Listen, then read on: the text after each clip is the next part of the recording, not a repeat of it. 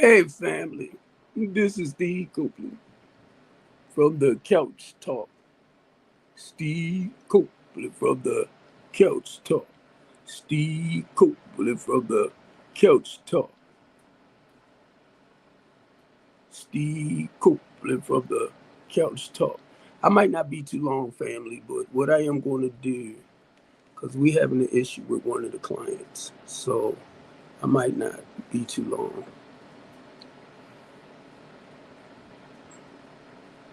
But my topic for today,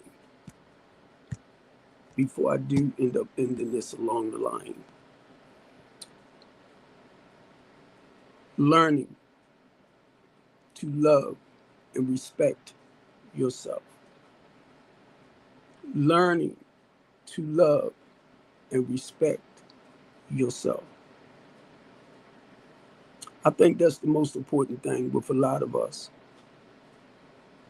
man or woman.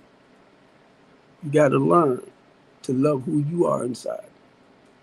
One thing I learned about life, right? If we're not careful, we're so used to trying to please other people and satisfy other people, right? Where it will cause us to be miserable ourselves because we're trying to do outside stuff for people that don't already have it inside. And it can drain you when you find yourself trying to please other people rather than yourself. And for someone like myself that knows about spiritual growth and do what I can to practice that type of lifestyle on a daily basis, I always have to learn to grow constantly, just for the day, to keep a peace of mind. Now, I want to share this with y'all because I'm talking about a spiritual journey of growing spiritually, emotionally, and mentally. I don't like a lot of chaos and confusion. If I step in where chaos and confusion is at, I normally step in to try to bring laughter, a sense of humor, and some peace, right? But a lot of times when I do that, because people are already entangled in their pain and misery, they keep pulling it rather than focusing on having a great sense of humor. And I know all that takes work. That takes work, So that's why when you're unhealthy, you have to learn to become healthy. So let me share this part with y'all.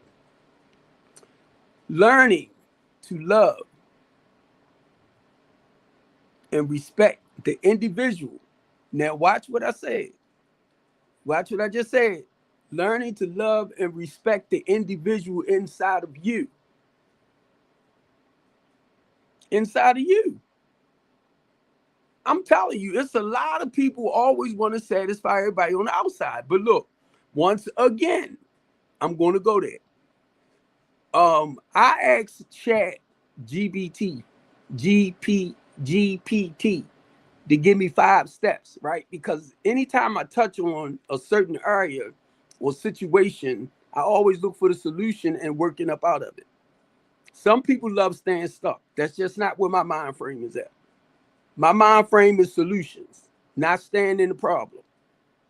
That showed you like the healthy mind of individuals like yourself. All right, so the first part of this, right? The first step in my prompt, it talks about self-awareness, right? Now, I'm talking about with the individual now. Don't try to focus on somebody else. I'm talking about you. Look at yourself. Okay? Look at yourself. Because what we have a tendency of doing, we want to apply it to everybody else's life. No, apply it to your own. Self-awareness. You know who you are and accept who you are. Number 2, self-acceptance. Embrace your flaws, your past, and your journey. 3, self-respect. Set boundaries. Honor your worth and don't settle for less. Self-care. That's number 4. Okay, self-care. Set boundaries. Honor your worth and don't settle for less. God dang it. I just read back number 3. So 4, right? Nourish your body, mind, and spirit. I apologize for that one. I'm getting old and I'm trying to rush this thing. And this is what happens when you rush. All right. So 5, growth. Become your best version and keep elevating. And that's the whole goal with life, family. Each and every day that God blessed me with a new life, I strive each and every day to be the best human being I can be. If I'm not right for me, how am I going to be right for you? This is how I raise my children. Self-care, self-awareness, self-respect, self-love. I looked for that. I've been married twice. I looked for that in both marriages. The first marriage, my first wife was my best wife. Okay, I screwed that up. My second wife was a very, very good woman as well. But it was a little toxic. It took some work to make it work. I walked away from my marriage. I did some other stuff too, but I walked away from my marriage. The reason why I'm sharing this with y'all, family, I refuse to be miserable for anybody. You want me to say it again? I refuse to be miserable for anybody. I'm not going to be in a relationship with nobody. And we constantly arguing and fussing day after day, night after night. Y'all might like that type of stuff, but not Steve Copeland. And I'm going to tell y'all this. Relationships, marriages take work. It's work that you got to do. When you are in a relationship, you talking about 2 separate individuals. You and your mate is not going to think a lot alike when it comes to liking some of the same things in life. So why am I going to push a lot of my stuff on you? Talking about my habits and stuff like that. You might not like what I like. I like horror movies. None of my wives, my exes liked horror movies, and I am going to watch horror movies. And if you don't like it, then you got to go in another room. Why would you want to spoil mine? You might like sports, right? I'm not a big sports person. So I'm not going to sit there and force myself. Now, from time to time, I might sit and watch it with you. I might pluck your nerves like, what just happened? What's going on? Blah, blah, blah, blah. Because I'm not a sports person. And my ex-wife liked the sports. I didn't care for sports like that. But that don't mean we can't sometimes sit around and talk about stuff. My ex-wife came on her cycle every month. I don't. So do I want to sit around her and talk about her cycle? Oh yeah, girl. No. We're 2 different individuals, 2 different personalities.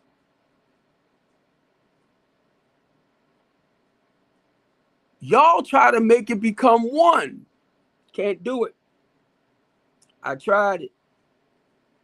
It don't work like that. Life ain't like that.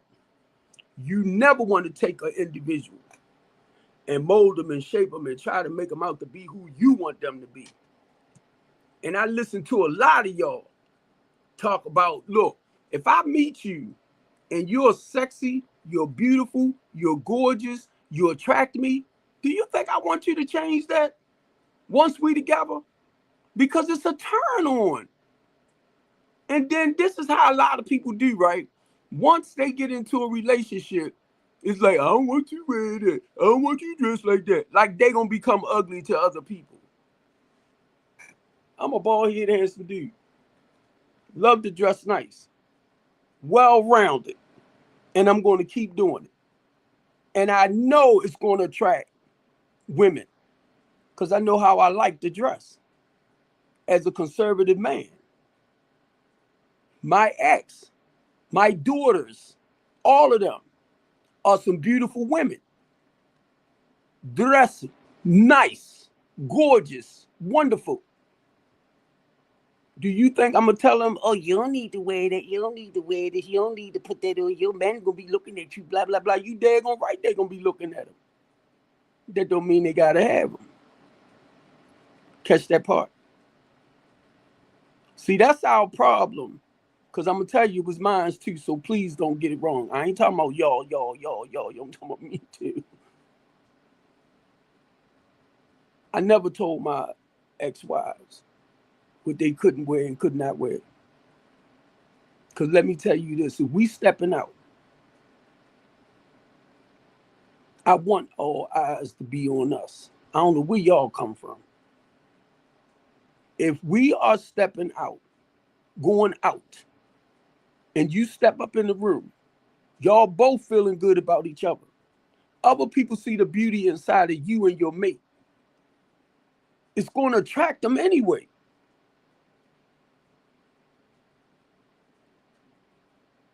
Now do you see why I said learn to love and respect who you are inside? Learn to love and respect you, because it's not about everybody else. And that's our biggest problem. Didn't I just say that not too long ago?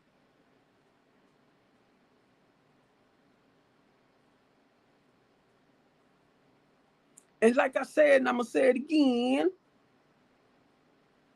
I love to dress. My children can tell you that. My father is a well-rounded man. Hold up, family. Hold up for a minute, please. I'll be right back.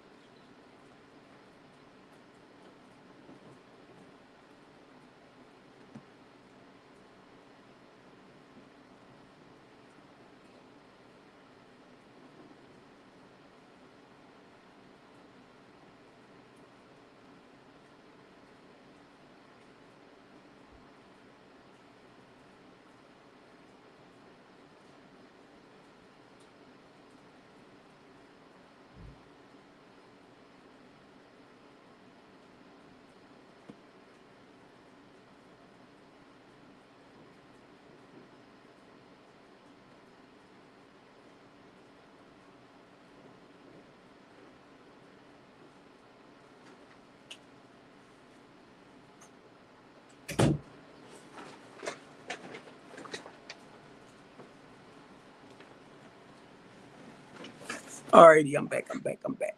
Now, as I was saying, right, learn to love and respect yourself, the individual inside of yourself.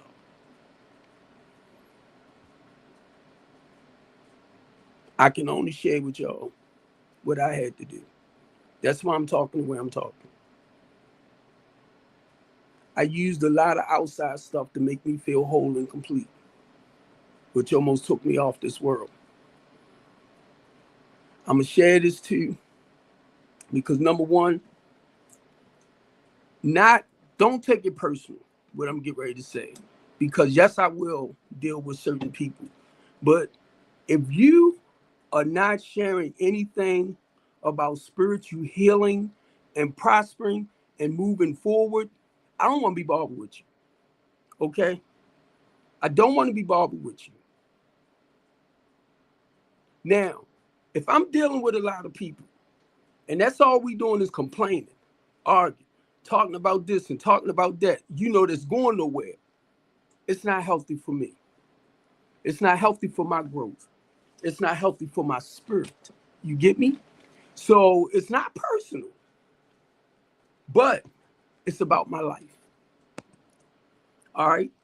But what I started realizing, family, a lot of people love being in chaos and confusion. Mainly if you feel like that's what life is all about.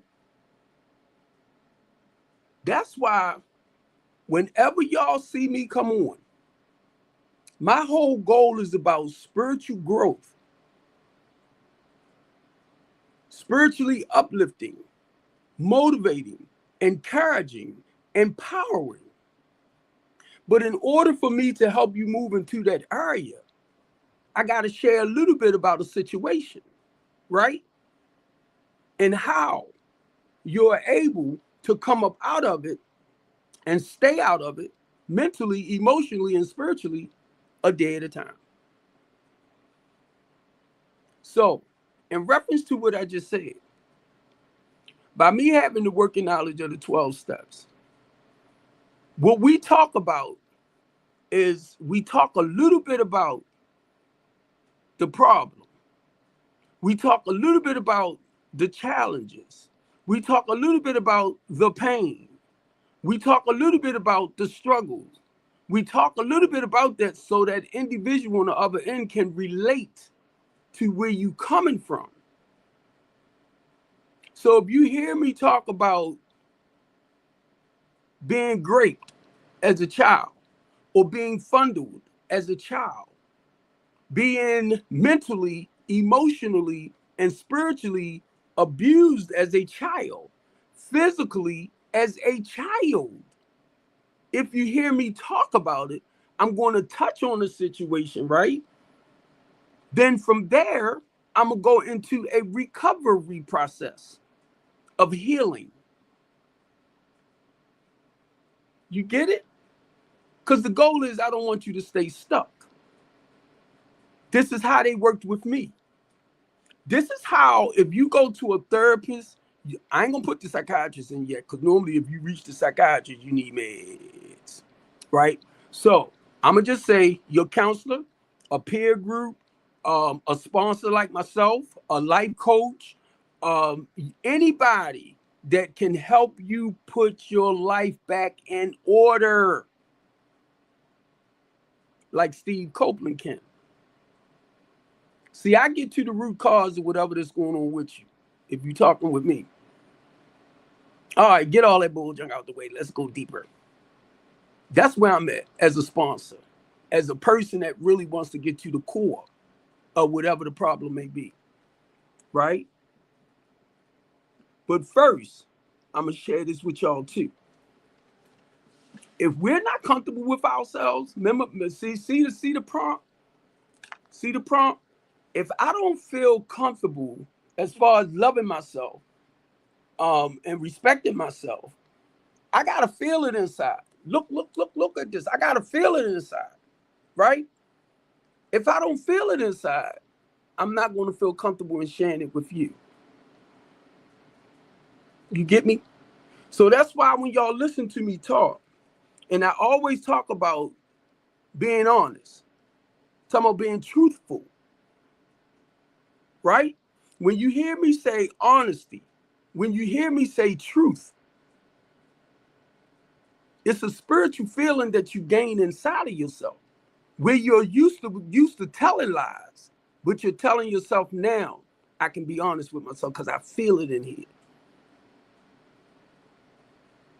Having faith back in yourself. I share this every time, and I'm going to keep sharing it. I'm going to keep sharing it. I'm going to keep sharing it until you feel it in your spirit, until you get it in your spirit. Having faith back in myself, trusting back in me and a power greater than myself to help me look at me. That's why when I talk with people, it's about encouraging you, empowering you, motivating you. Because it's all about you. You keep hearing me saying you,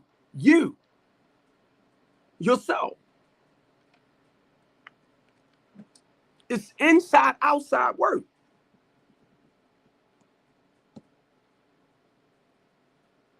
Excuse me, I'm kind of writing down where I can come back and do my little clips. But now, keep in mind, I did not understand all this. So let me get back towards the topic so I can get back online a little bit. On point, okay? My package just came from, never mind, but my package came. That's why I had to run downstairs and get it. Do do do do do do do do do do do do do do do do do do do do. And I love this. I love this family because now, like I said, I've learned through the years, right? And keep in mind, if I feel as though I need to talk with a therapist, I'm going to go talk to one. Now, and I have a sponsor. So I got somebody with more clean time than me, which is a deacon. Which is a pastor himself. I'm a deacon. He's a pastor.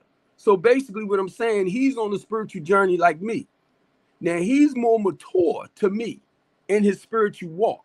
So I look at myself more like that teenager. I look at him as that big brother that's guiding my life. I want y'all to grab hold of that. Anybody that's like my pastor been ministering for over 40 years. He teaches. To me, that's my big brother in the body of Christ, in the ministry. So yes, he's like a role model. He's an example for how I want to be spiritually when I grow up. Okay? I'm not looking at him saying, oh, he do this, oh, he flaws there, oh, he... Come on. Right then and there, when I start doing that to people, I'm pushing out my help. But with my, to be honest with y'all, with my pastor, Bishop Jerome Stokes, married, he's a prime example of how I would want to be. I've been married a few times, family, don't get it wrong. My first marriage, I screwed it up. I ended up leaving. My second marriage, what that taught me, and what I really understand, which a lot of y'all might not get, as a religious man, as a Christian man, the Bible and everything sounds about right.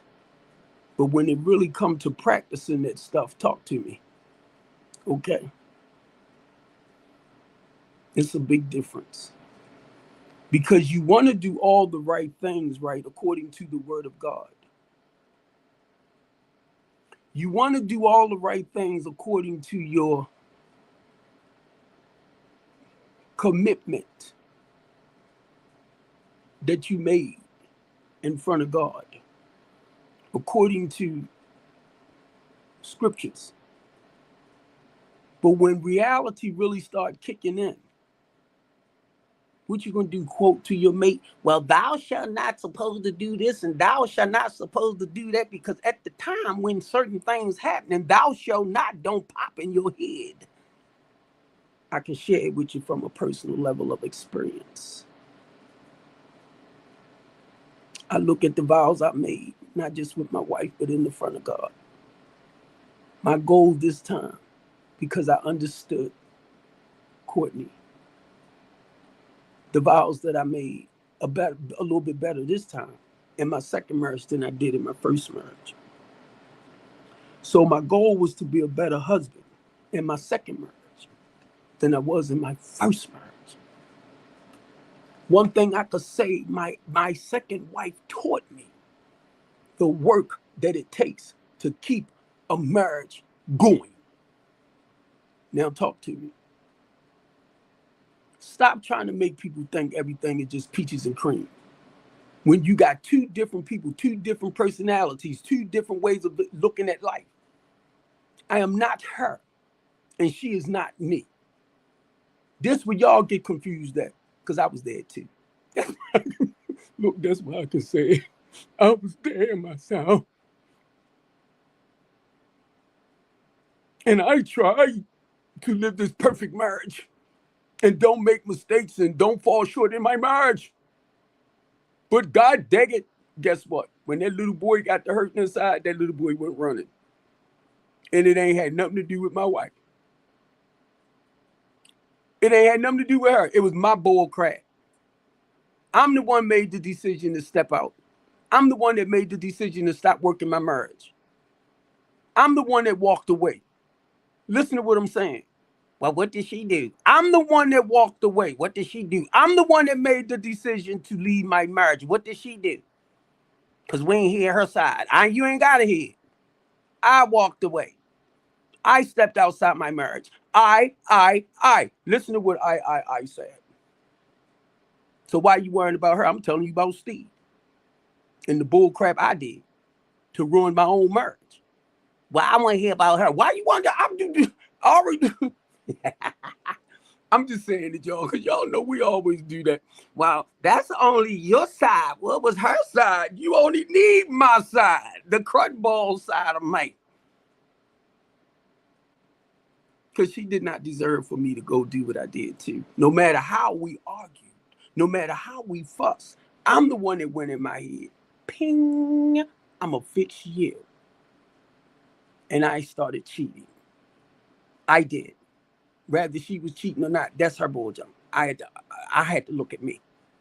So I just want to tell you people on TikTok, learn to be honest with yourself. Okay? I can talk about my faults. I can talk about my mistakes, and I can talk about how I correct them. Can you, skitty cats? Let me stop. Because y'all know I like getting goofy, right? Y'all know I love getting goofy. That's why I talk about keeping life real.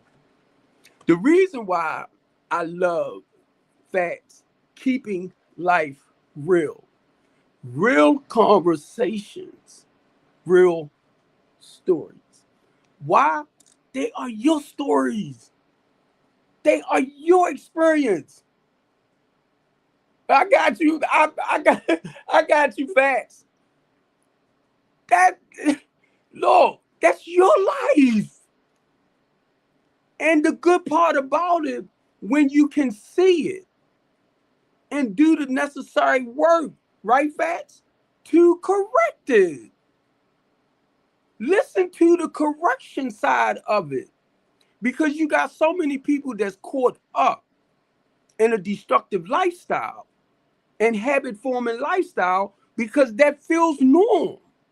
They don't know how to work up out of it.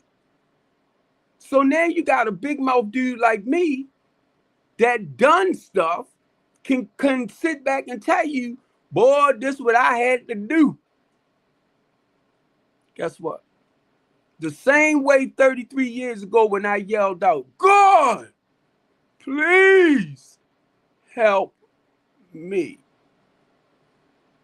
That was when I was caught up in substance abuse, when I was caught up in the lifestyle of trying to be part of the rich and the famous crooked club. That's the best word I can use right now for TikTok's sake. The lifestyle of the rich and the famous in the crooked club. Y'all didn't lose it, did you? I tried to go there. It didn't work. By the time I turned 30, I seen my life spiraling. It was spiraling. Boom! Out of control. And my grandmama said, I yelled out.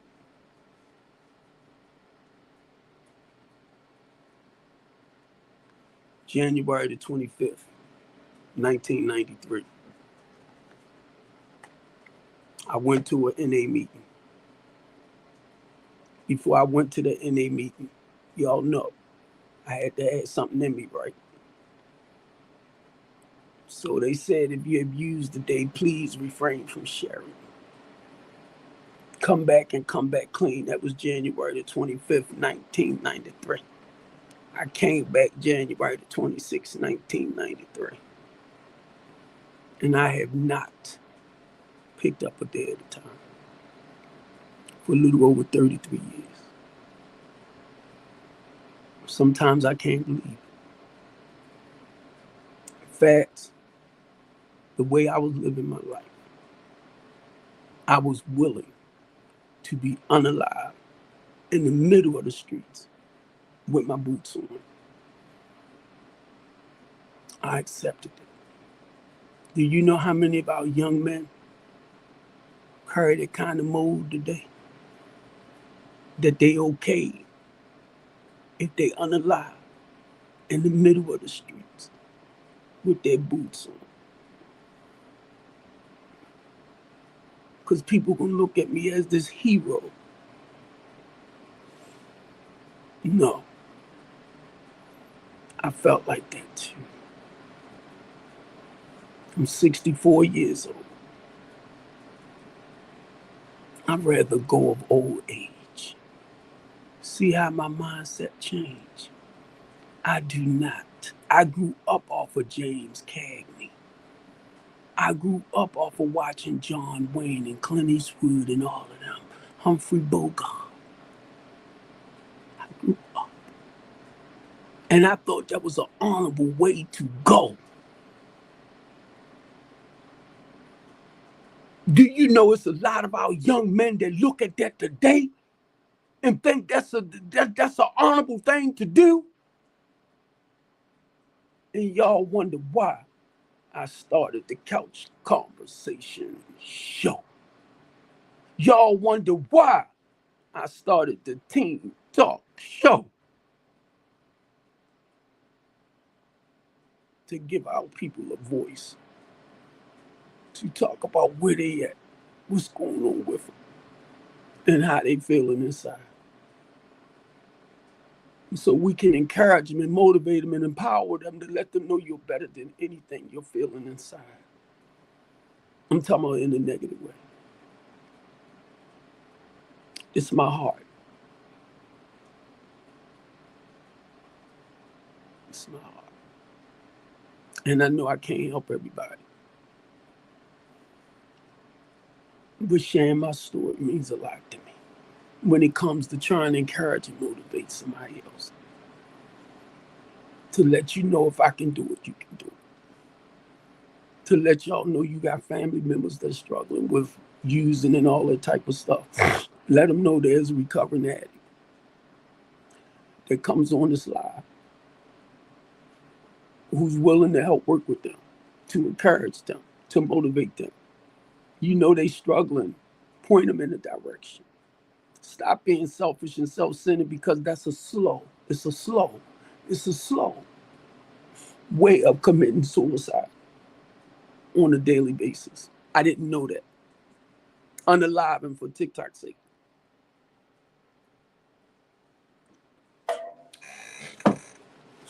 I didn't realize that until I got clean, family. I didn't realize that I was putting stuff in me that I didn't even really know what it all was.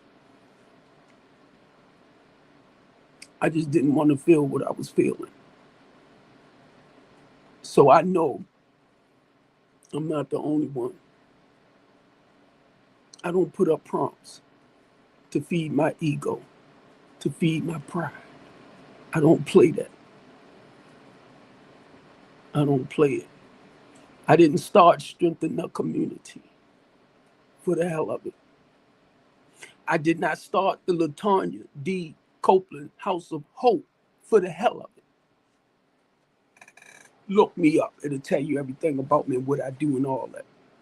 So you'll know he's not just one of them phony, fake TikTok content creators.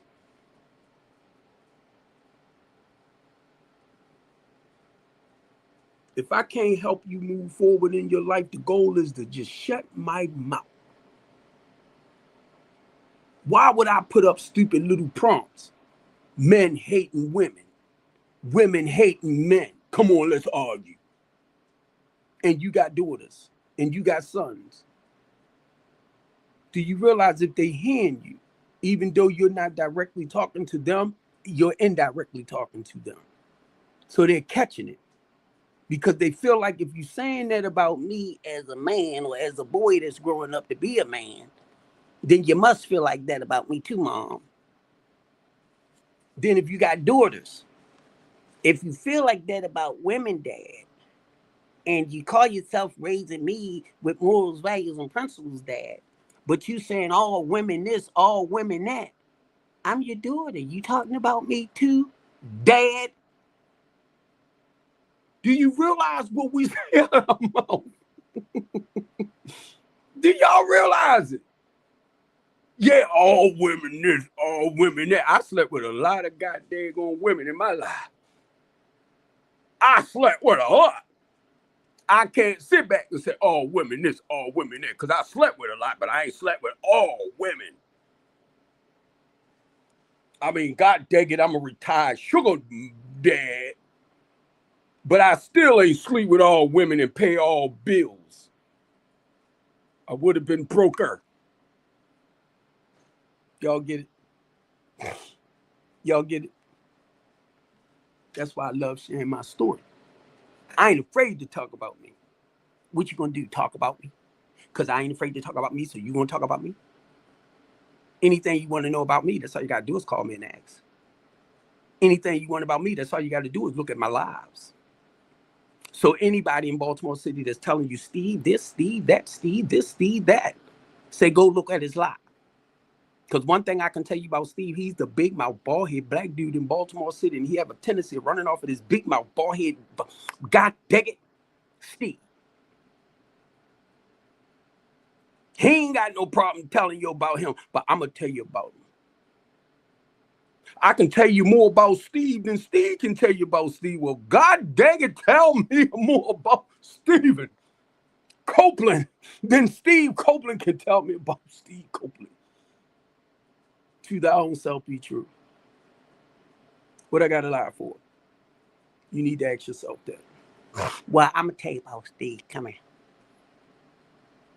I looked at my paperwork today because I had to write a reminder down. Watch what I get ready to say.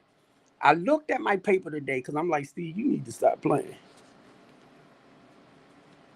To-do list. Make sure you call the damn dentist. Make sure you make an appointment with the dentist, Steve. To-do list. The eye doctor. To-do list. I did my doctor's appointment. I did my clinic appointment. My doctor told me I don't have to make the appointment for the diabetes. She said everything is good with that. So I scratched this do list off. But most importantly, because I keep looking at this, right? I'm like, Steve, you need to get your goddamn on teeth, bro. I mean, I know you're a handsome dude.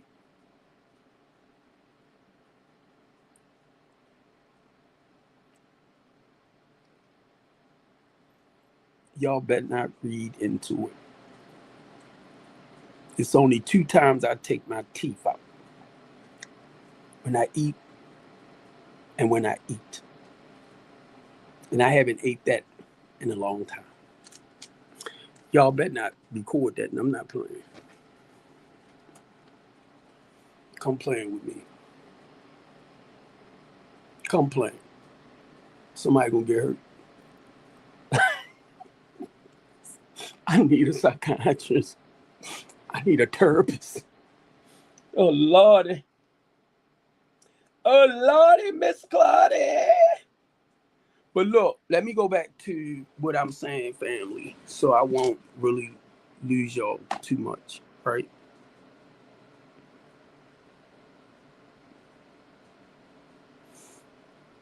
Come on back over here. Learning to love. Learning to love and respect myself. There's some funny looking stuff. Come on, I'm a man. Look at this look right here. I gotta straighten up. I don't know what's happening to me. Because I haven't had no smacks in like 7 years. I don't know what's happening. I don't know if I'm going. I'm not gonna record this part and send it back. Now, look at what I just said. Love and respect yourself. Love you for who you are. You get it? But I'm gonna tell y'all that takes a lot of freaking work. It's like a everyday, no matter what. When God bless you with a new day in your life, right? You have to still practice the same morals, values, and principles. So my whole goal as a recovering spiritual person is to focus more on my peace, right? No matter what life may bring us. I have challenges too now. I go through a lot myself too. But basically, when it's time to come, then I have to do the spiritual things to push the negative out. And to let y'all know, it takes work. And I'm going to tell y'all this, as religious, God-fearing people, stop making people think you don't go through stuff. You are lying.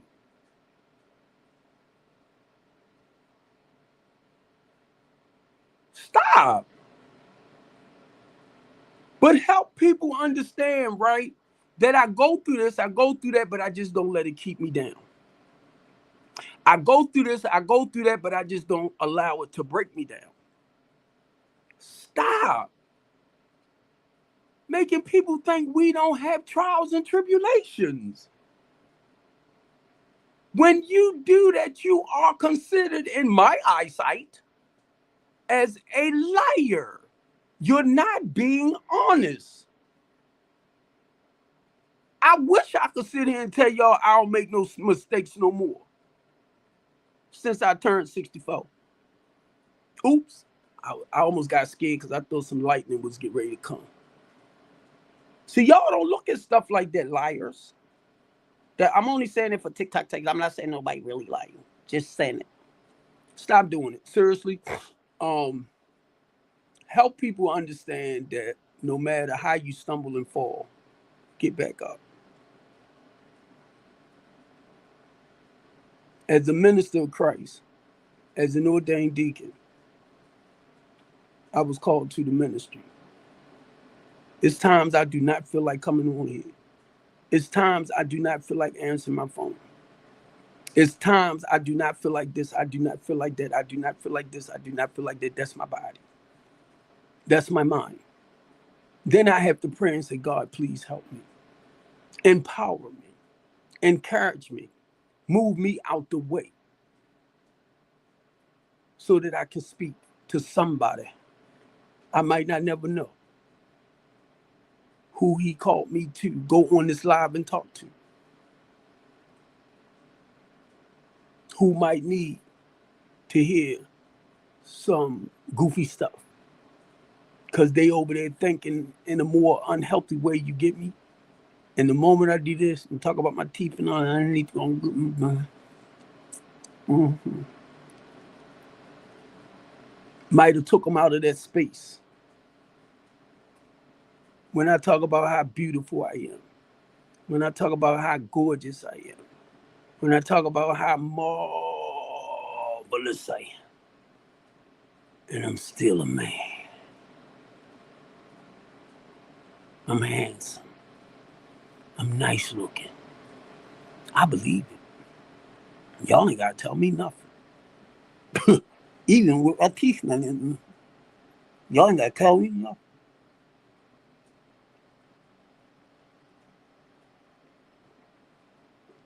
Know why y'all ain't got to tell me?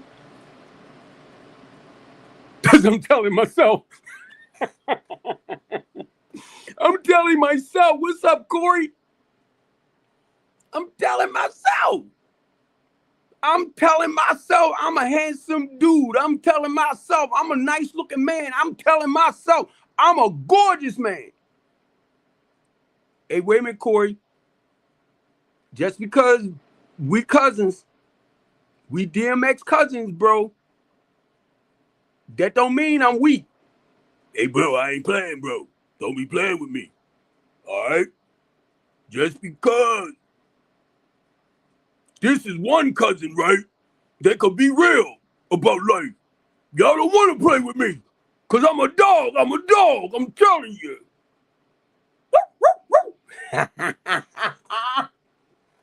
But no, let me stop. Because y'all probably like, what did the freak that Big Steve have? I had nothing, y'all. I just right now, I just feel real goofy. And not only in saying that, family, I'm looking back at the prompt, right? Learning to love yourself, right? I'm looking back at the prompt. And what I've been trying to learn, family, is how to bring this up onto the platform. You get me? But I like, for a background, because this is what I'm talking about. What's up, Antonio? So, Anton. So I'm trying to find a way to bring them up so y'all could actually see what I'm talking about. Because if you come on TikTok, you can see the background prompts on TikTok, right? But the whole goal, keep in mind, family, anytime I come on, my journey is about recovery. It's about healing. And I'm going to say something to my people. I'm not trying to figure y'all out. I read up on post-traumatic slavery syndrome. I read up on Marfa 21 Black genocide. I read up on things that I feel like holding us back, right, from living and functioning a more healthy, productive way of life. I don't like feeling trapped mentally. Look at what I'm saying. I don't like feeling trapped mentally, emotionally, and spiritually. It's a freedom that I have here. Wait, Corey said to it's our cousin D said it's not a mistake in life if you learn from it. He ain't kidding. That's one thing I loved about the dog. The dog didn't play. The dog didn't play. Now I'm telling you now, he didn't play. And I'm gonna tell y'all, I don't remember him personally, but I was told when I was out in the streets, Steve, you don't remember DMX? No, I remember DMX. They were shocked. My brother don't remember DMX. I don't. We was in the same community.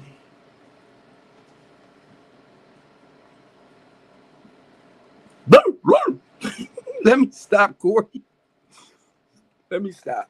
But no, seriously, all jokes aside, family, because I come from that street life, right? Check this out. If you ever want to know about the criminal mindset, look at who you're looking at.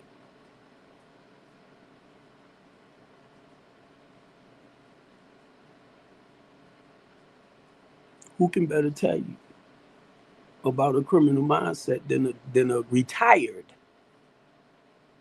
criminal? Huh? That's why when I tell y'all I'm a retired OG, I don't live that life no more. So when I sit down with our lawmakers, with our politicians, if you don't understand that life, because you didn't grow up in it, now you got a person that lived it that can actually walk you through the process of personal life experience.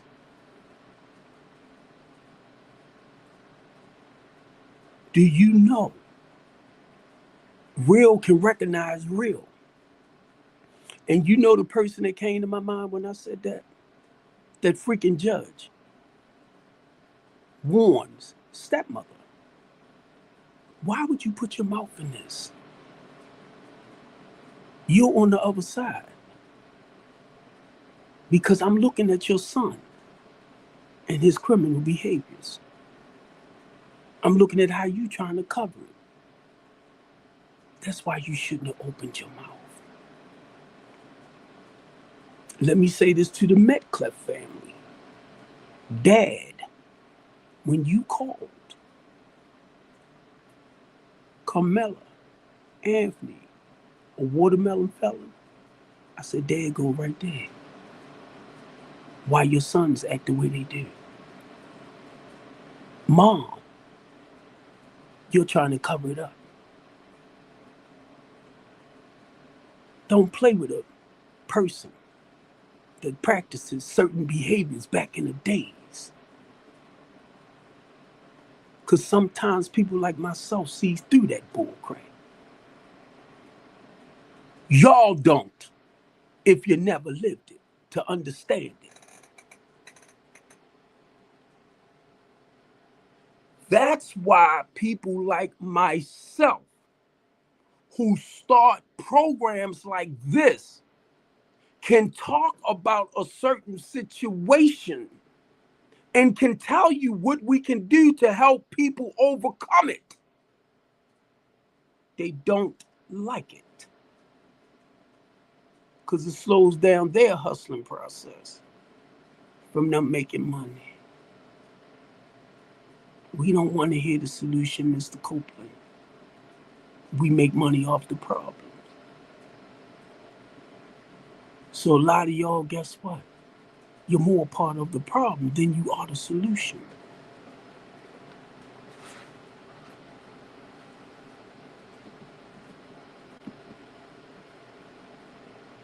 Let me show y'all where I'm coming from. I ask for a lot of professionals, licensed professionals, to come over here. Why y'all not here?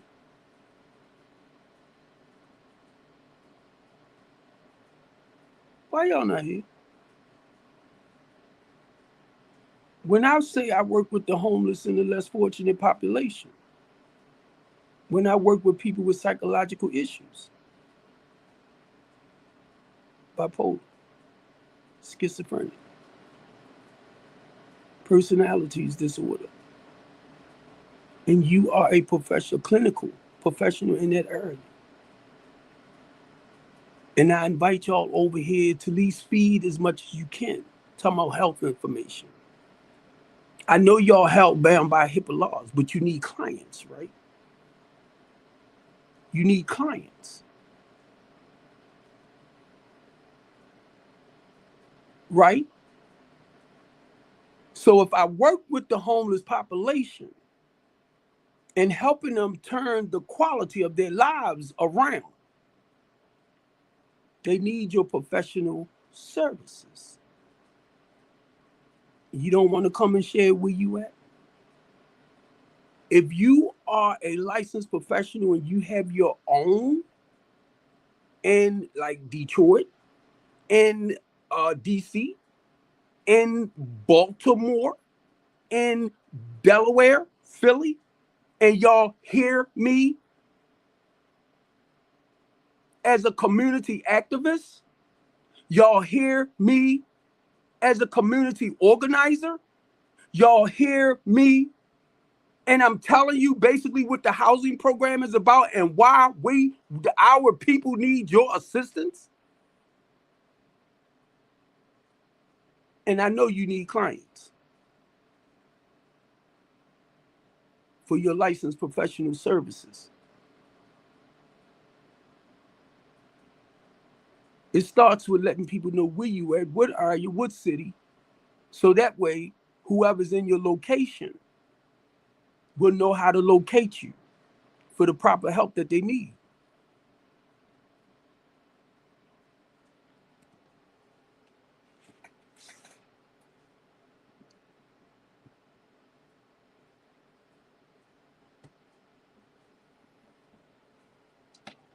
And I know a lot of y'all in Baltimore City. I know y'all that does the great work. That's why I put your numbers out.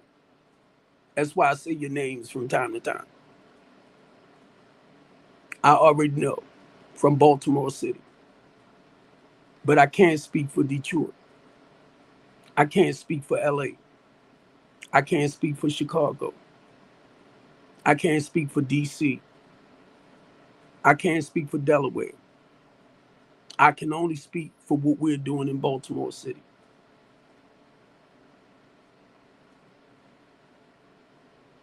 So, in saying all of that, when people reach out to Steve Copeland, strengthen the community, the Latanya D. Copeland House of Hope, when they reach out, the goal is to guide them to the professional help that they need, the professional assistance that they need. That's what I do here in Baltimore City. Okay? That's what I do in Baltimore City. I don't put topic up and people can come up and they can talk about this and they can talk about that and they can yell and they can scream over top of each other. That's not professional. And I know a lot of people might look at me and say, well, what you doing is not professional because you trying to help people put their lives together. That's not professional. So I know how y'all feel. See that goofy look on my face? Because I know how you feel. But then guess what? In order for me to help you, I had to make sure I'm all right. Watch this. Self-awareness. Self-acceptance. Self-respect. Self-care. Self-growth. Self-growth. All right, cuz.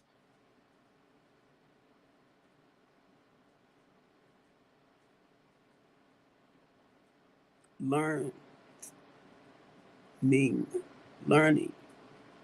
to love and respect the individual inside yourself.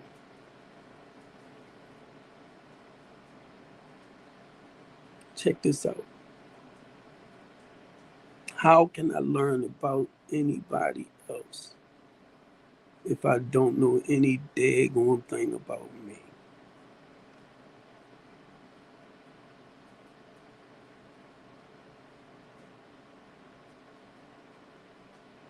Why would I want to learn more about you than about me? You need to ask yourself that. Why would I want to know more about you but less about me?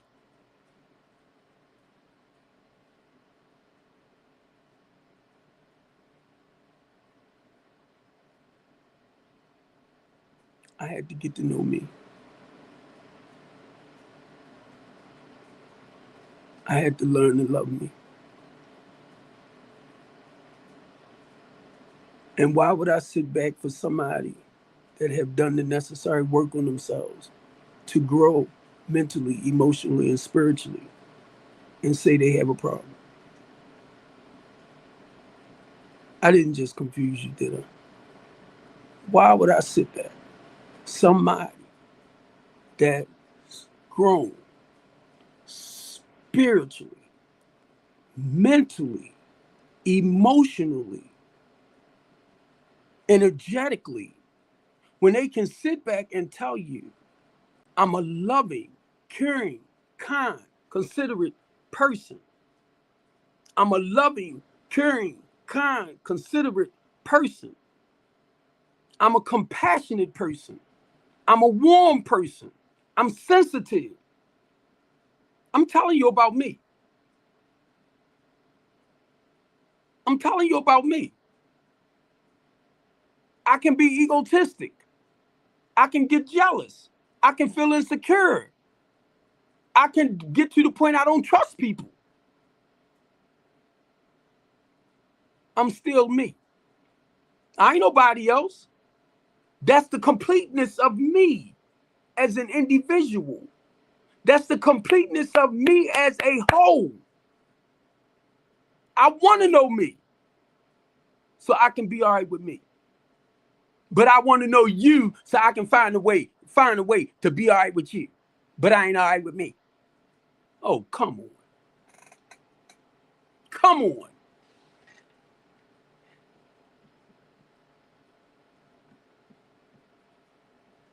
And I'm all right with that. I'm all right with that. Loving me. Learning to love me. I had to learn to be honest with me.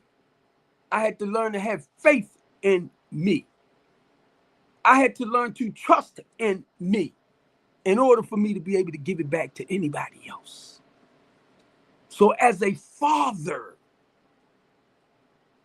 you think I didn't teach my kids well? Huh? As a father, my wife and I, morals, values, principles. They live in a great life. So they are a living example of everything I say out my mouth.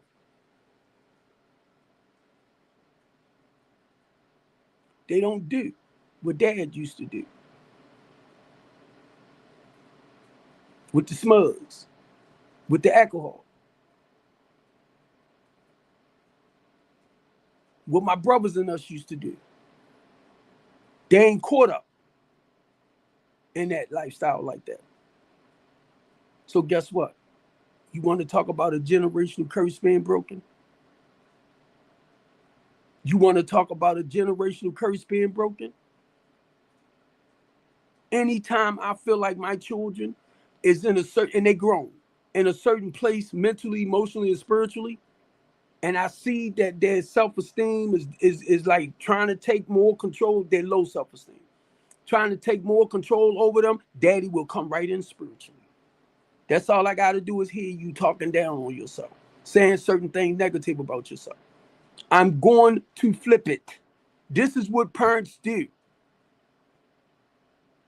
This is what a man or woman do when you are healed inside.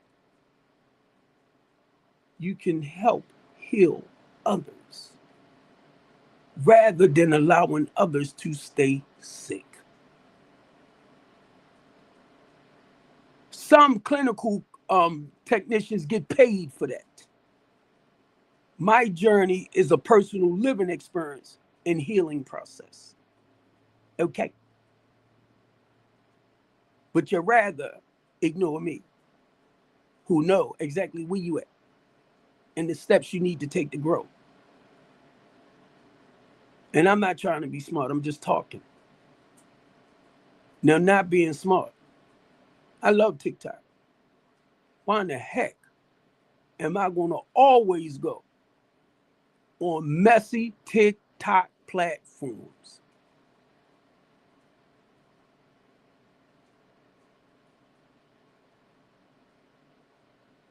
That will go to show you where my heart is at. That will go to show you where my spirit is at. That will go to show you where my mindset is at.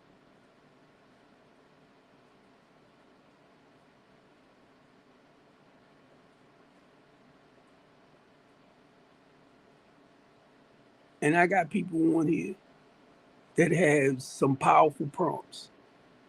They are debatable. I don't have to debate nobody. Because when I open up my mouth, I'm coming from a level of personal experience. And 9 times out of 10, when I say stuff, it's stuff I already done. And it's been years since I done it. And that's something I got to make myself a little bit more clear of. Because the moment somebody come back and say, oh, I want to say that, I want to debate them. No, you don't. What you going to debate me for? And that's something I already didn't live through. How you going to debate?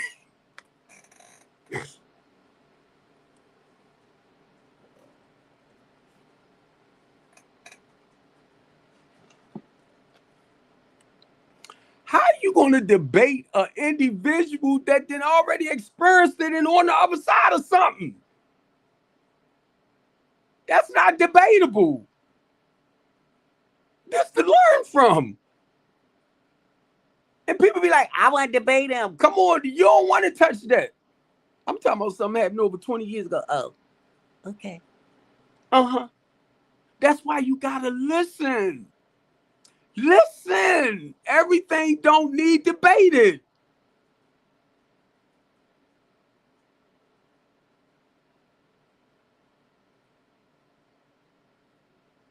Why? And then let me share this with y'all. And I'm trying to be nice. Big trying to be nice. When you want to share your personal experience, I mean, no. That's me. When you want to share what you think,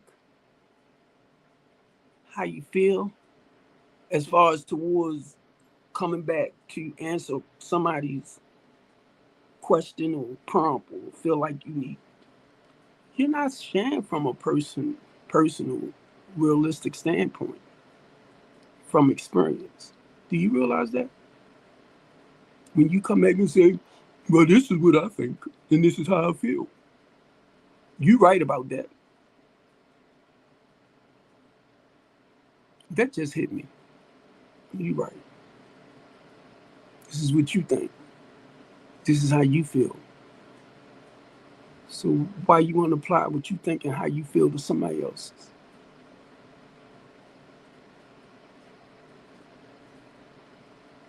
Because it's not a personal level of experience that you actually went through yourself. So I understand where you're coming from. But no, this is how I feel. This is what I think. And the way I feel is just as important as where you at. Your personal experience. You ain't even been through the mud. Once you go through the mud and come up out of it and wash that mess off, and then you can share.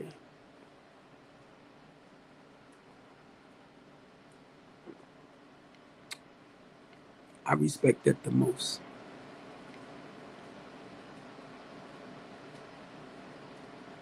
I respect that the most. This is what I learned, family. If I have not experienced what you're talking about, shut my mouth.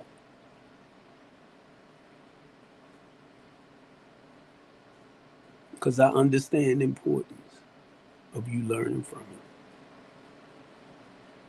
And then you will have a story to share.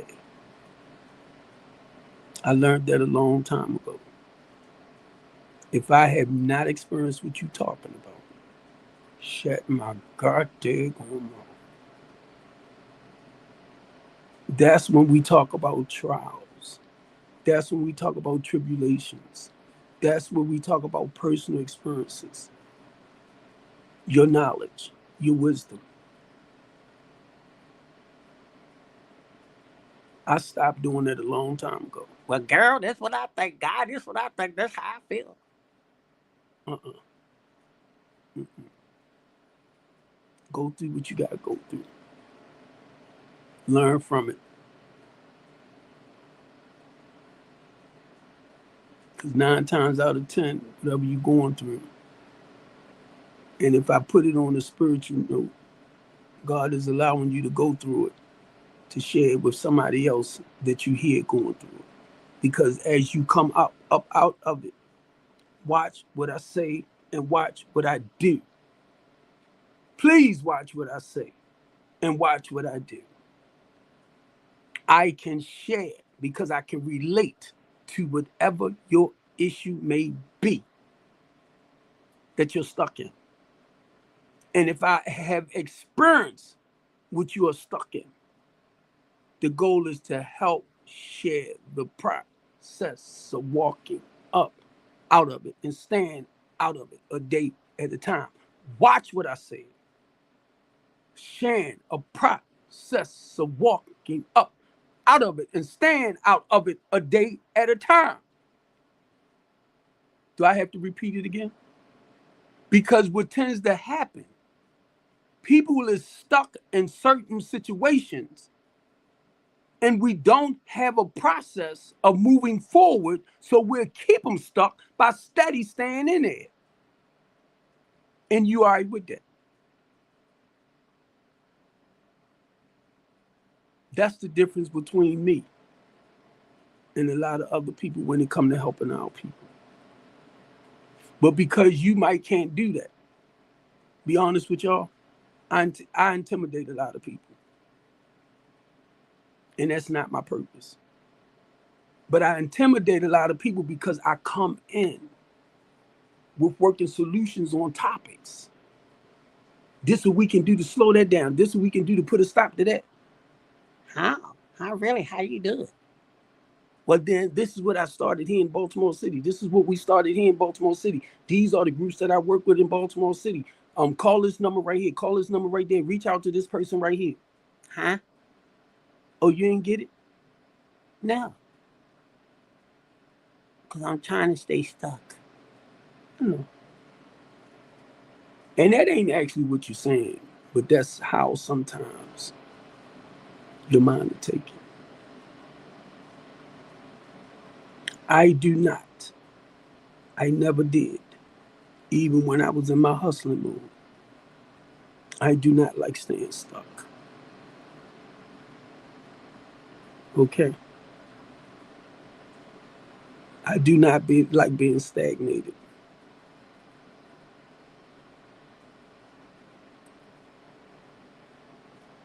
And if I can use my personal experience to help one individual, that's all that matters. I might not never know who they is. I'm not messing with you, James.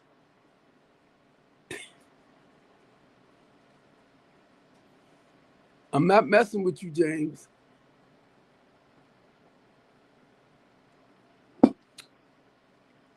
Yesterday, you gonna tell me I look like a gangster.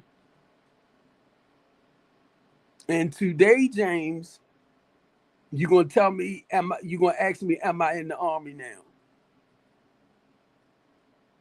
I'm not messing with you, James.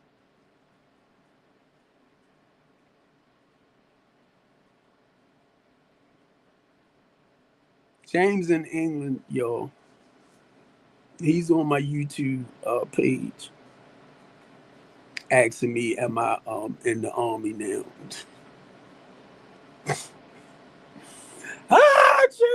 James, I'm getting ready to end this. Why you wait so late, son? I don't feel like talking no more, family.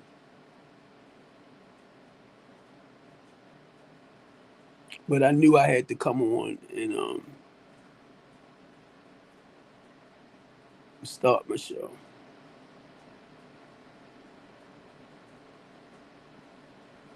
I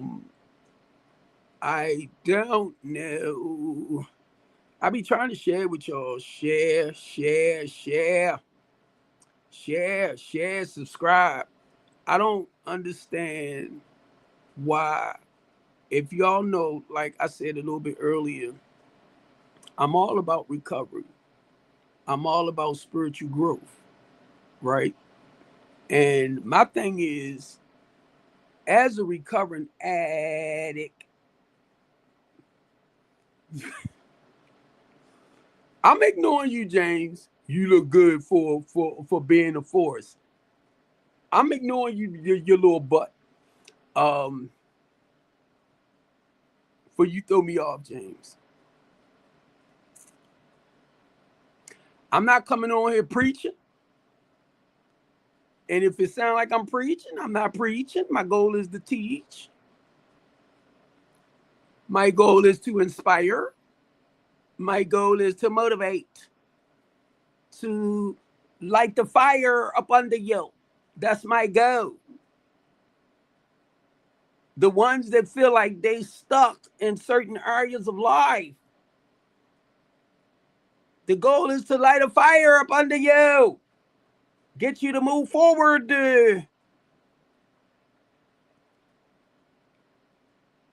My goal is not to come on and bash men and bash women. What you mean freeze? Free. My goal is not to come on here and, oh, she this, oh, he that, oh, this, that, oh, this, that, oh, that. Go on panels that do that.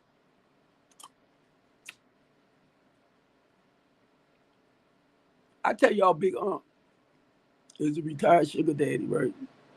Y'all act like y'all don't even understand what it is. When y'all talk about 304s on TikTok, and if y'all talking about that person on the corner, right? It takes money to do them, right? Shut up, James. It takes money to do them.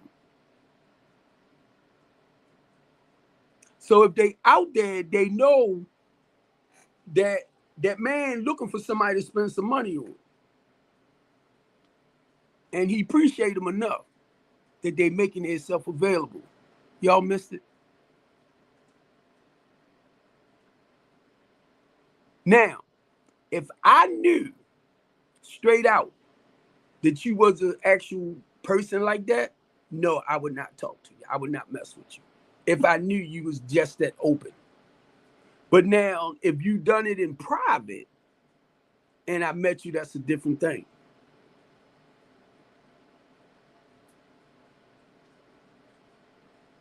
But let me share this, and I'm gonna get ready to end this, James. Just like a man will go look for a woman that he can be with, there are women that will go look for a man that she can be with, to play with, to use. And some of us men, it's vice versa. Now, I'm going to tell you about me. I can't speak for nobody else. Because I notice a lot of men, if I come up on a platform and I talk about Big Unc, they're going to come and talk at Big Unc. And my thing is, no, I'm talking about me, men. Talk about yourself. Talk about you. Because I don't put myself in categories of all men. Because I know all men don't do what I do or had did what I did. So I can only speak about me. So anytime you say all men, they're avoiding themselves. And you talk show hosts don't realize that? They're avoiding the question personally. How can a person better understand a man if you don't share from your perspective as a man?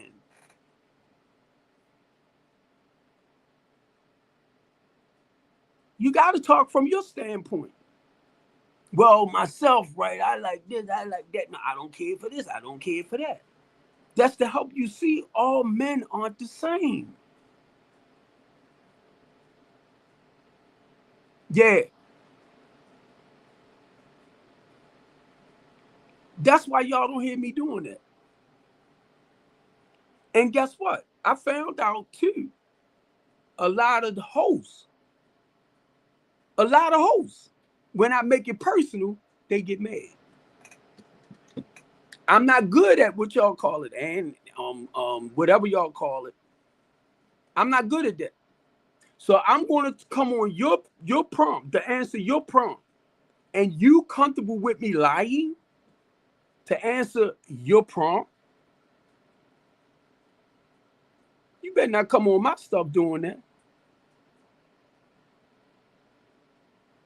Shut up, James. Talking about here, man. He like it pink, not brown.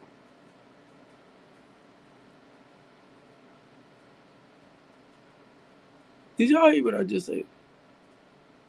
Now, mind you, I didn't pay a lot of attention to that bull crap. I'm talking about that I hear on TikTok. Right? I ain't pay a lot of attention. But one thing I started realizing, something ain't right over here.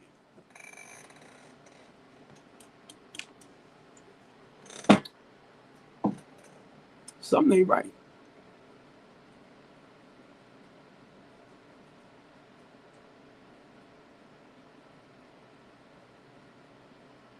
And a lot of content creators know it. No, they let anybody up on their stuff for them to start arguing and screaming and belittling each other. Because I think that's part of the algorithm, whatever you call it.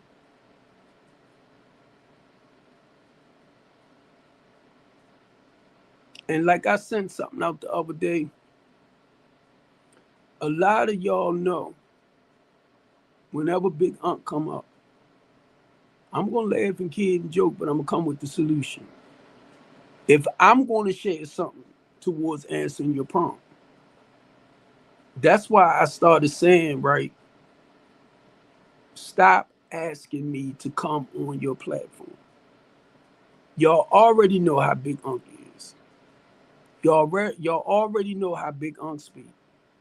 I come with the solutions to whatever the problems may be. And if I'm reading your prompt and the prompt I can relate to from a personal experience level, from somebody with some experience behind your prompt, I'm going to share my experience. And if that tends to bother you, don't send me no invites to your stuff. All right. Number one, I'm not a kid. I'm not an immature adult. So if you put up a prompt, you want people to answer your prompt. If you put up a prompt and you want people to lie kid and argue and fuss, and that's why you create them. That is not good. That's not good. And then you got people all around the world watching us as a black race, and you got us up here arguing and screaming and belittling each other. So people looking at, oh yeah, they right about those people, and then you wonder why people look down on us. Do it clicks in? Do it ever clicks in? Don't get it confused. Strengthen the community is my LLC. Strengthen the community is my LLC. So after I say strengthen the community, watch this. The Latanya D. Copeland House of Hope is my housing program. Watch after I say this. Strengthen the community LLC. A new BMore city. Rebuilding our communities. Strengthen the community. It's about building back up in the black community. A new BMore city is one of my Facebook pages. It's about rebuilding back up in the lives of the people and the community. The Latanya D. Copeland House of Hope. Everything I'm sharing out my mouth is about basically helping people grow. Why do that flies over a lot of y'all heads? Why? And then in order for me to say stuff like that, you have to have programs in the place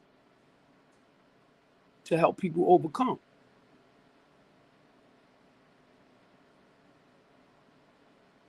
Now, I'm going to tell y'all right now, anybody that I know that's doing some of this type of work to help rebuild up in the marginalized communities that need the help the most, and I know you, sirs, you think I'm not going to follow you? Or you think I'm not going to at least support you? But if that's all you talk about, and I know you really not about what you talk about, do you think I'm going to be bothered with you? Because you full of talk.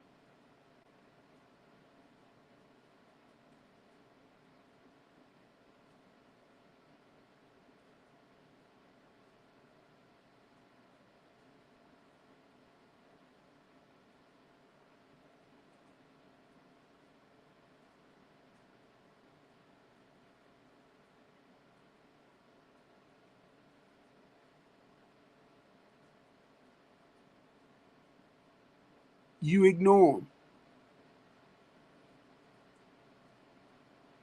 You ignore them. You ain't got to tell a teacher. You ain't got to buy a pew-pew. You ignore them. I've been called all kinds of bad names. I couldn't tell my teacher, and I'm grown. I couldn't tell my pastor. I'm grown. But I'm not who you call me.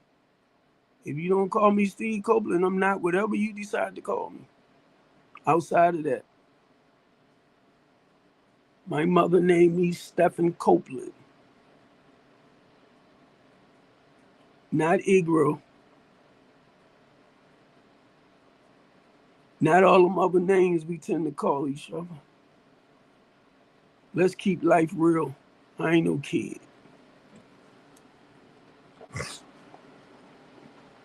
I ain't no kid.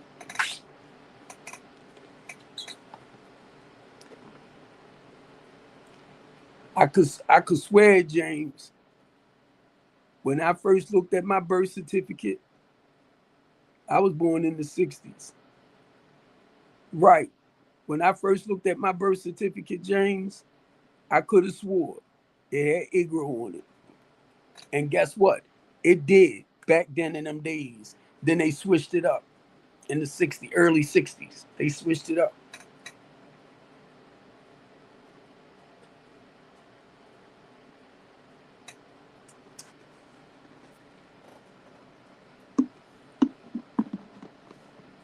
Call me whatever you want. I've been called all kinds of names. Porch Igroes. I'm like, who in the heck is that? Uncle Ruckus. Who in the freak is that?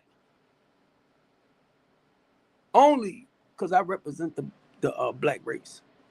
Y'all the one gave me those names. Nah, you your own princess. Prince. I'm sorry, James.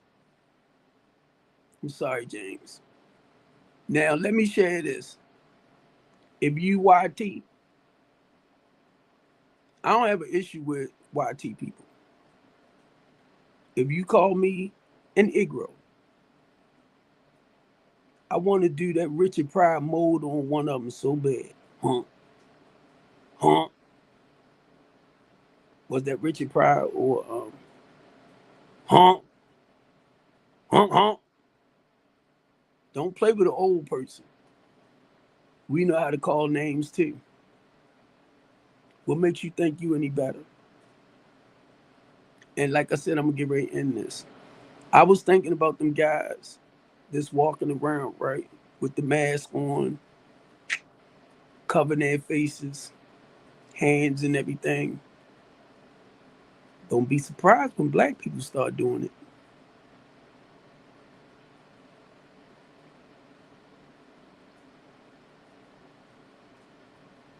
Thank God I ain't nothing like I used to be. Because I was sitting up here thinking, family, black people know how to put that white stuff on their face, put the hoodie on, and do the same things y'all doing. Keep playing with us. And I wanted to put this out. This is not 18, 17, 16, 19, 16, 19, 17, 19, 18, 19. This is 2026. And I was sitting up here today, right? You got a lot of young men starting to carry around assault stuff now.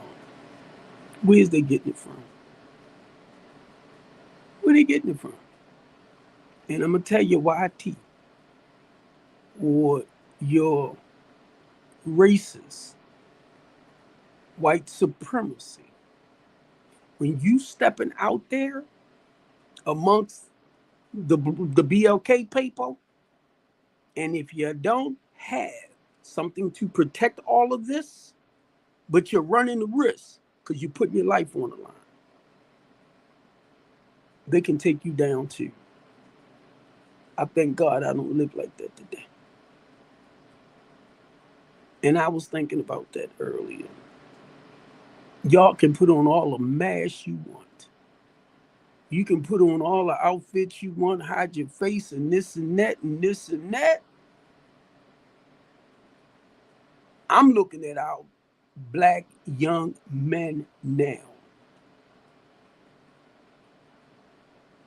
carrying around assault things. I'm like, where the freak they getting this from? Now I'm a black man and I'm asking, where are they getting this from? So y'all better learn to change your mindset. Because if you think it's okay to come back and try to hurt people now today in 2026 with no retaliation, something wrong with y'all.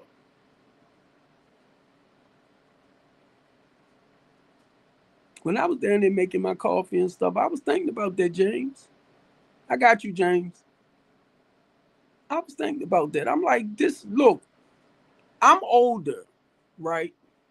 And I remember at a young age how kind of hard it was to get, But now I'm looking at, they are making stuff so easy today. And I'm talking about the pew-pews.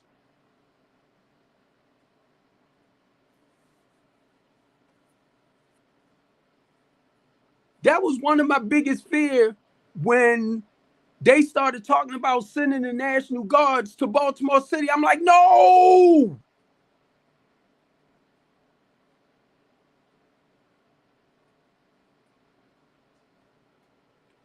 Look at the way a lot of our young children are acting now. And I don't know. I don't think so. Are a lot of them in these programs that we have created for the younger children, for the youth? Because I understand how children will sign up for certain programs, right? Accordingly, to act accordingly. But once they're out amongst their friends, are these some of the same ones that's in these programs? If it is, we got to go deeper, family.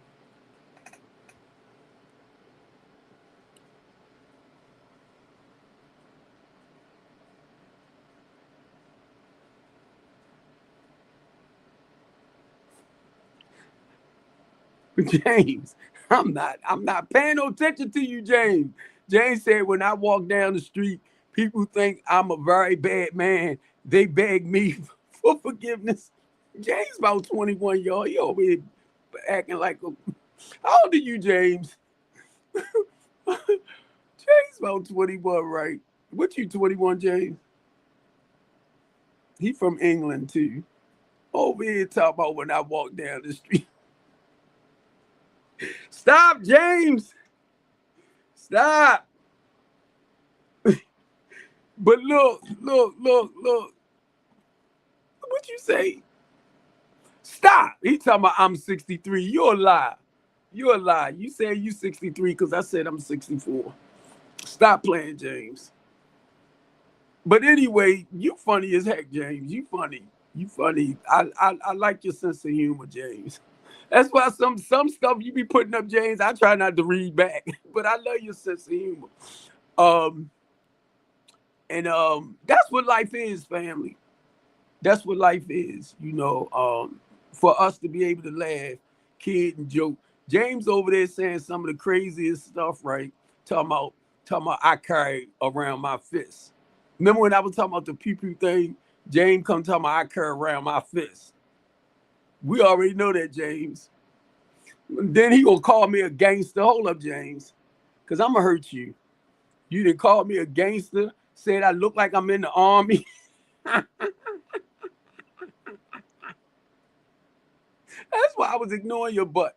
Do you pick your nose and eat it? I'm not white, James. Y'all heard what I just read. I'm not white, James. I don't pick my nose and eat it. No. No, James. Crazy self. I was just reading back over some of the comments James put in there. Oh, Lord, you got my stomach hurting, James. But yeah, family, I love y'all. James, if you're not busy tomorrow, you know I'm on 7 days a week, right? From Sunday to Sunday, from 6 to 8. And my clock, my live stream says 1:34. Only been on here an hour and 35, but the clock is saying almost 8 o'clock. Something ain't matching up. Something ain't matching up right here.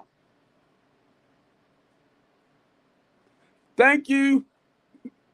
You got to put some nice stuff up, James, for me to read it back.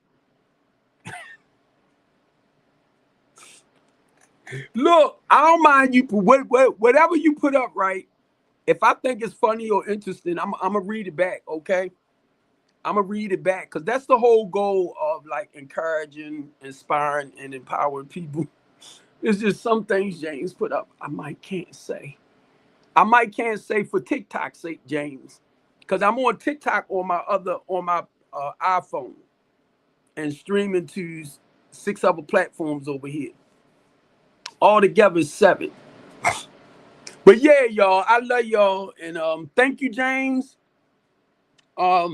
I am going to get ready to end this so I can start making my little small clips. And family, to me, it's about recovery, therapeutic.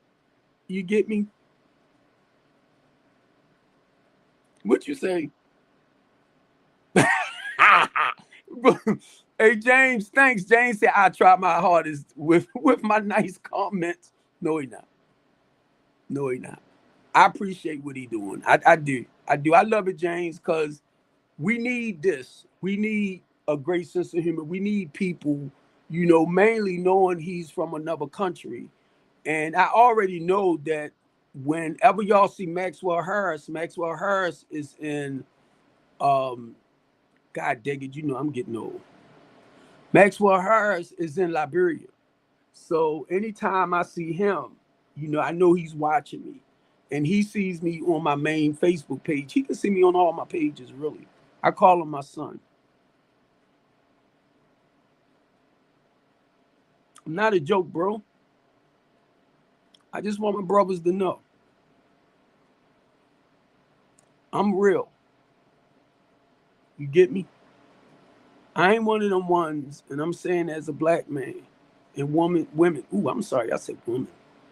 And queens, I want y'all to know, whenever you run off at your mouth to say there ain't no good man out there, you better look at this one right here. Okay? Watch how you watch who you allow in your life. That's what I begin to realize. I'm the one that got to look at me and who I allow in my life. I'm talking about that queen. You get me? I got to make sure she's healthy. Now, the only way I can tell men, women, if that individual is healthy, when I say this, I'm a loving, caring, kind, considerate person. Can you say that? I'm a loving, caring, kind, considerate person. Can you say that?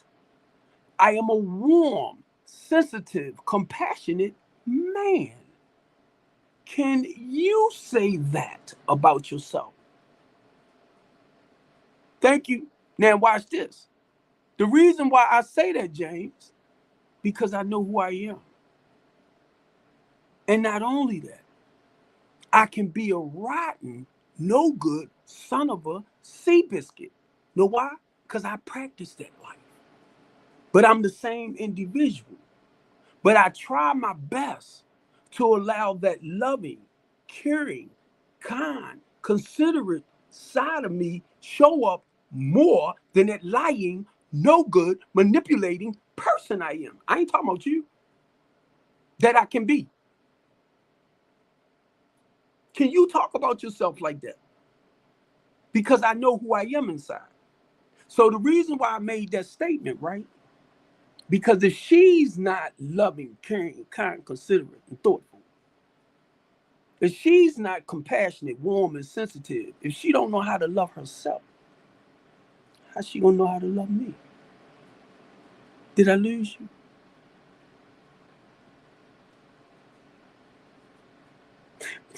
James said, I practice being a bad boy. It's hard. Trust me. I know, James. Believe me, I know. So the only reason why I'm sharing this, family, and to thyself is coming to mind. Again, to thy own self is coming to mind. Right? When I talk about my mother raised me, not my father. My mother taught me that men take care of their responsibilities. I was 10 years old. A lot of times when I share this, gentlemen, it flies right over women's heads. It flies over your head, and I'm not trying to be smart. I know how to cook. I know how to clean. I know how to sew. Look, if you don't do that for me, I know how to do it for myself. That's why Barbara Jean taught me that. And I be telling y'all that. I be telling women that. I already know how to cook, clean, sew, all of that. My mom taught me that men take care of their responsibilities.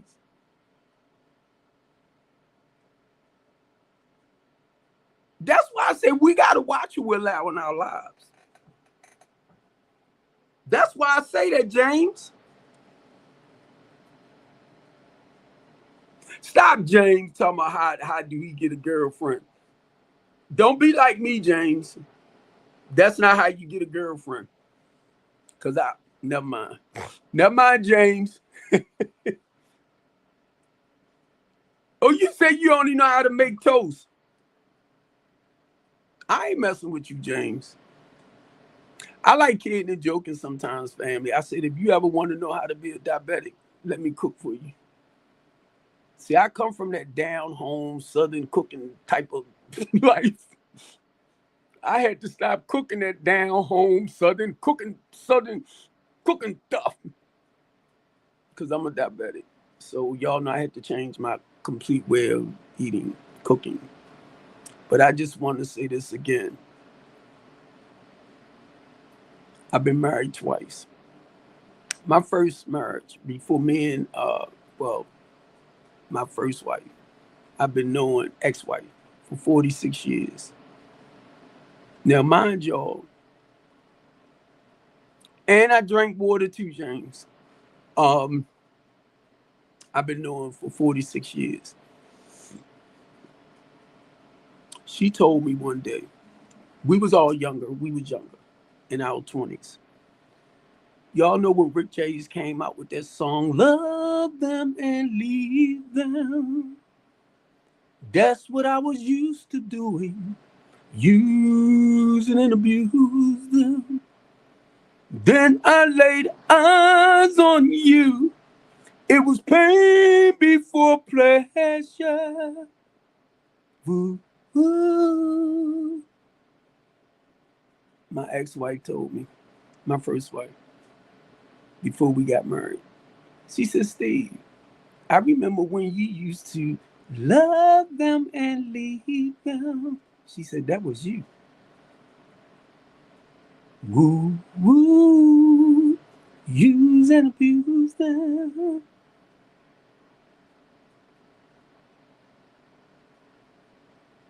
Now, mind y'all, when I met her, I was 19. She was 15.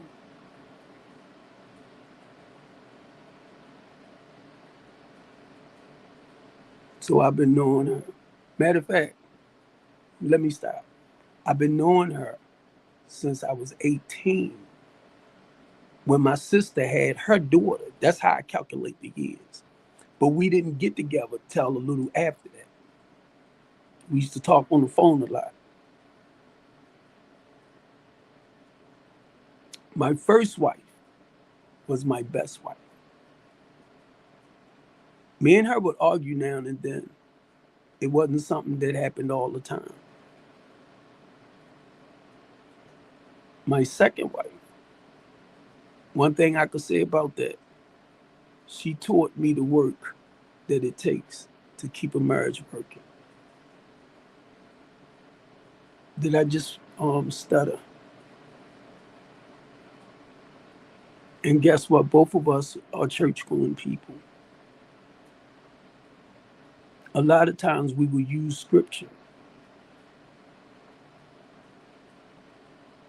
to traditionalize our lives. Everybody don't believe in that sense. Until unalive and do us apart. All this type of stuff. It sounds good. And I was thinking about this, James. Anytime you in a relationship or marriage and you so miserable mentally, emotionally, and spiritually, and you thinking about running, I'm driving a tractor trailer coming across the Delaware Bridge, and I wanted to run that truck off the bridge until unalive and do us apart, right? Look what I wanted to do to my own self. What works for you religiously might not work for everybody. And that's what I begin to understand. So when I hear people say certain things, and I'll come back and I'll say this. I'm the one, James, that screamed out, God, please help me. And that was over 12 years ago. He freed me from my marriage.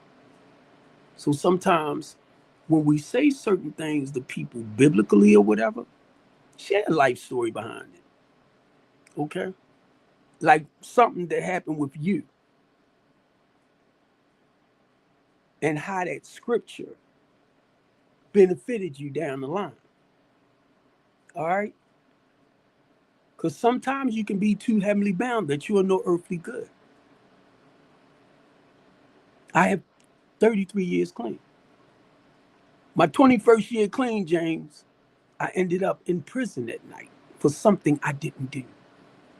And when I yelled out, God, please help me, I realized that was his way of getting me out of my marriage. Because when I went to court, normally they do that 30-day thing where you stay away for 30 days. I wasn't even supposed to win, but I told the judge, I said, Your Honor, Your Honor, can you extend this stay away order indefinitely? Listen to what I just said out my mouth, because a lot of times y'all only hear what you want to hear. I asked the judge to extend this thing indefinitely because I felt like if I violated it, I would have ended up back in jail. That was my way of staying away, right? That was God's way of saving my life. Because when they slid the paper under the door, I said, I ain't picking it up because I ain't do this, I ain't do that. And the Holy Spirit came across me and said, didn't you ask me to help you?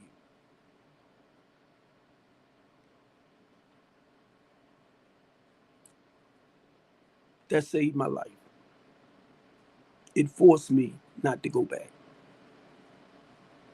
My biggest fear was violating that stay away order. So the judge said this. No, I wasn't a girl in prison.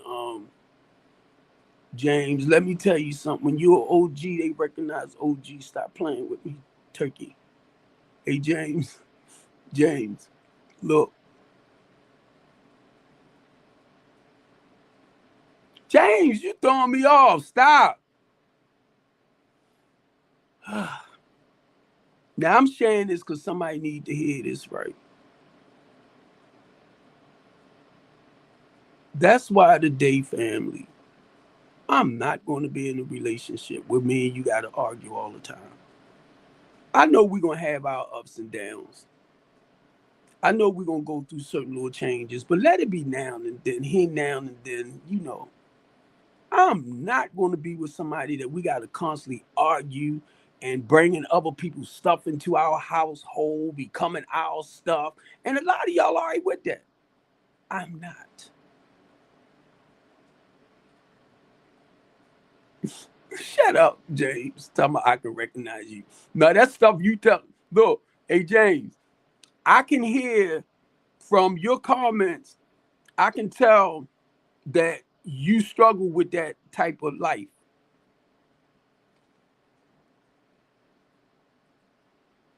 All right, James, to thy own self be true. But look, I'm going to tell y'all right now, my ex and I, all of them, both of them, we are better off friends, period, than we was when we was together. But my first wife, like I said, was my best wife. I realized that. My second wife helped me understand the work that it takes to keep a marriage or relationship together. They're not without their problems, their issues. That's why I'm like, why people can't be honest? Well, see, both of us walk on water together. Well, I don't know what kind of dang on world y'all live in. My wife didn't have to work if they didn't want to. I worked and made sure everything was running right for us and the kids, and she did too. She didn't have to if she didn't want to. Okay. But I tell y'all right now, even though we're not together, we're better off separated or divorced than what we were when we was together. Can a lot of y'all say that? James said, I'm going to make sure my wife works. Can y'all say that? I got 2 children by my ex-wife. I'm sorry. I got 2 stepkids by my ex-wife that I raised. So I'm gonna turn around and hate her now and ignore the children? No. And that's the stuff I share on here. I know anytime that she called me about anything, basically, it's going to be geared around our children. I was talking with my daughter yesterday, James. And I told my daughter, because she went over her mother's house, I said, tell your mother I want her to take me to the movies. My daughter gonna be like, why you can't take her? I said, because I want a woman to spend money on me.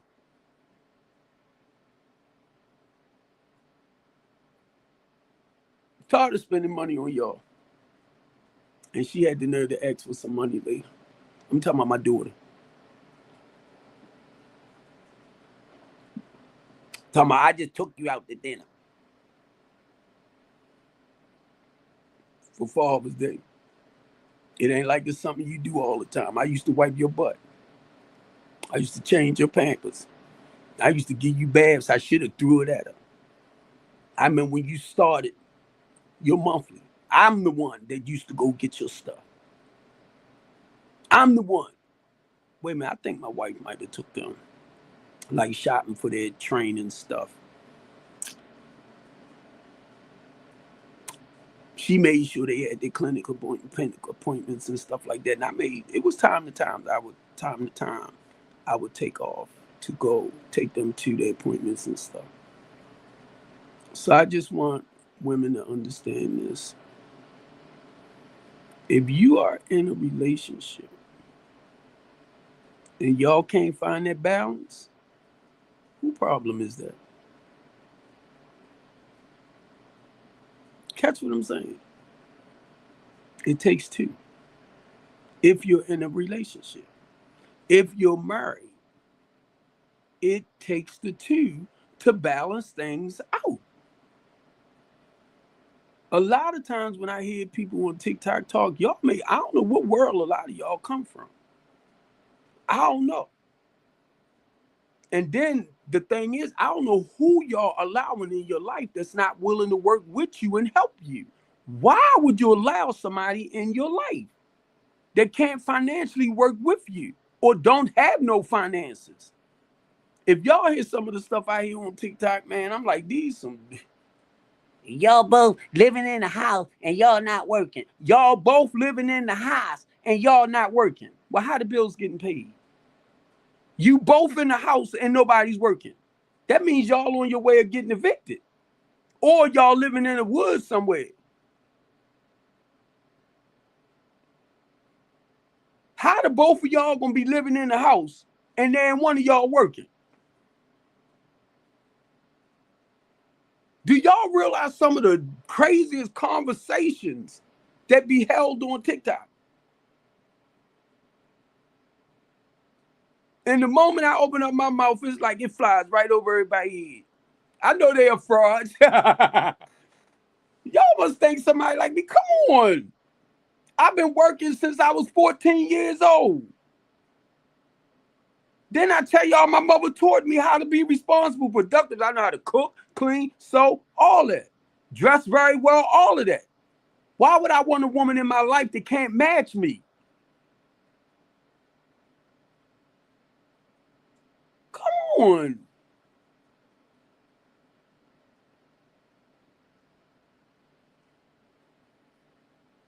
You only 14, James. Stop playing.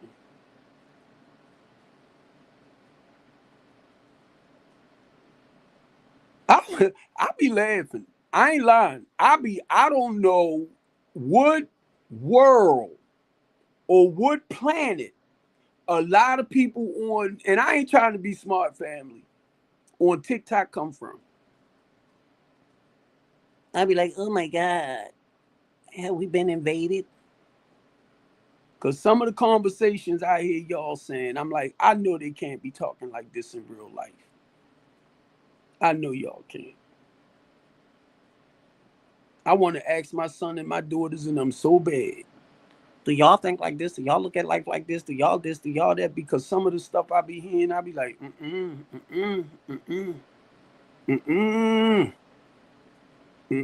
Somebody said the other day, and they are married. The heck? You and your husband living in a house, and none of y'all are working. And you're living in a house still?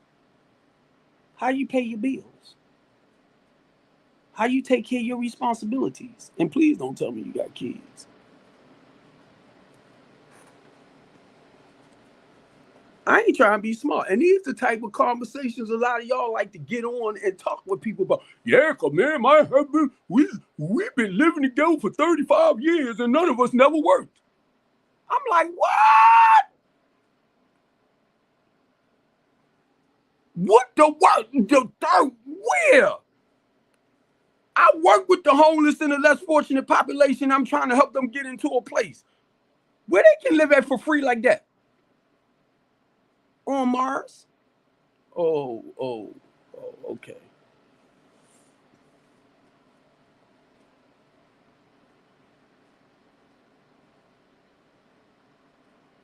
Shut up, James. James said working is for jackoffs. Stop, James. I retired at 58. I'm 64. I started my own LLC. I started my own housing program to help people turn their lives around, to help people move forward in life. Do y'all realize some of the stuff we say out our mouths as grown-ups? And I'm like, I hope and pray to God they don't have no children. Because if you share some of this stuff with your children the way you share on here, on TikTok, they're going to be lost. They are going to be lost. The BMore Teen Talk Show is about empowering the next generation of future leaders. If you're not healthy, productive as a parent, you will not be able to be healthy and productive for your children, the next generation. Hey, James, you ain't in no wheelchair. I love you, bro. I mean, thanks, James. Tomorrow, okay? I'm getting ready to end this. Love y'all, Baltimore City.